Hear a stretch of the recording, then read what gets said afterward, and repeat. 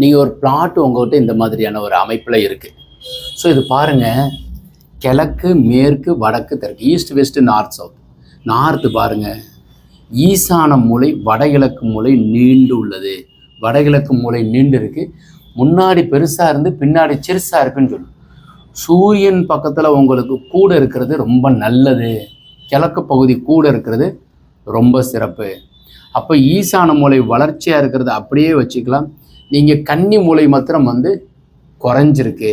இதில் நீங்கள் பில்டிங் போடுறப்ப இப்படி போட்டுக்கணும். அப்போ ஈசானத்தில் நீண்டு இருக்கிறதுனால இந்த மாதிரி நீங்கள் போர்ட்டிக்கோ வச்சு கட்டிக்கிறது ரொம்ப சிறப்பு. ஸோ அதனால் ஈசானம் வளர்ச்சியாக இருக்கிற மாதிரி வச்சு செயல்படுங்க.